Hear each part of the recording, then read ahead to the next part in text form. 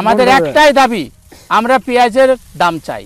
সামনে যে ঈদ হবে না এইসব কৃষকদের, করতে হলে বাড়িতে যে গরু ছাগল আছে সেগুলো বিক্রি করতে হবে, করে এই সার তেলের দোকানে এর দিনাগুলো পরিশোধ করে তারপরে ঈদ করতে হবে।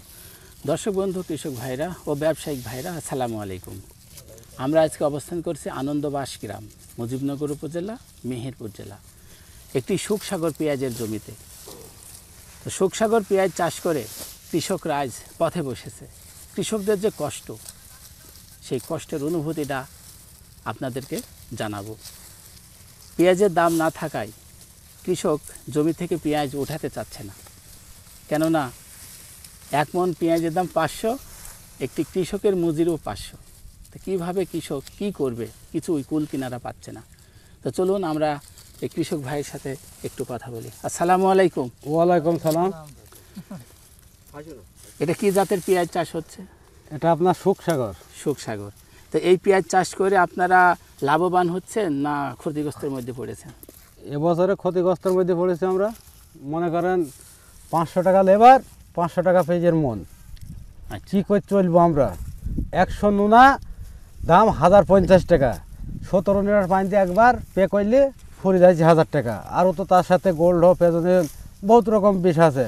1 বিঘি জমিতে আপনার খরচ হয়েছে মনে করেন পাকা 80,000 টাকা খরচ।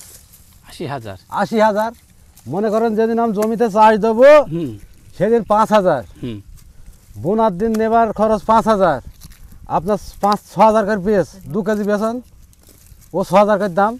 আচ্ছা, তাইলে ওখানে 12,000। আমি ধরেন জমিটা লিজ নিচ্ছি 40,000 টাকা দিয়ে। 1 বিঘি জমি পেঁয়াজ কেটে আপনার 40,000 টাকা আসছি। ভাইরা কি করবো, আমরা একদম পথে বসে গেছি।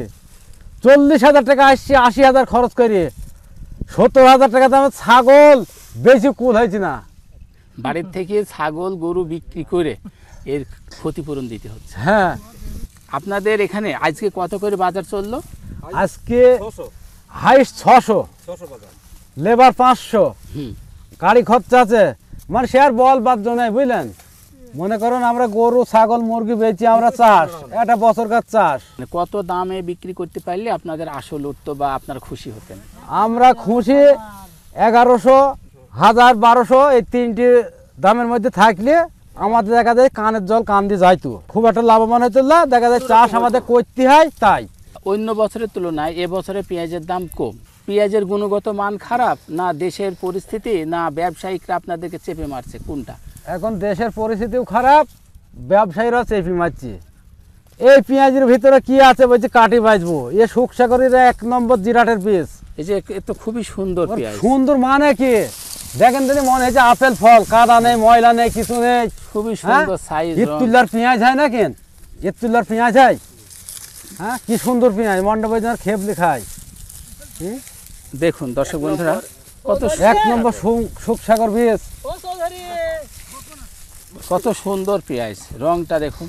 মাথা ঘুরিয়ে যাইছি দেখি ইতুল্য পেঁয়াজ হয়, একদম মানে কঠিন পেঁয়াজ। কি করবো? দর্শক বন্ধুরা দেখুন, আনন্দবাস গ্রামের পেঁয়াজ দেখুন। আমাদের একটাই দাবি, আমরা পেঁয়াজের দাম চাই।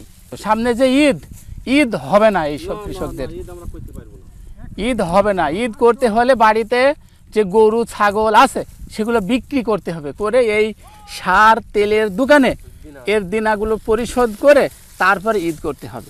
অবশ্যই আমাদের কিস্তি তুলতে হবে, তার কারণ আমাদের সারের দোকানে এক একটা চাষি ভাইদের 1 লাখ 1.5 লাখ করে দিনা এই চাষের ওপরে দেখা যাচ্ছে। শেষ পর্যন্ত হাল খাতায় আমরা দিনা শোধ না করতে পারি, আমাদের সমিতি ঘরে গিয়ে কিস্তি নিয়ে আসি, শোধ দিতে হবে।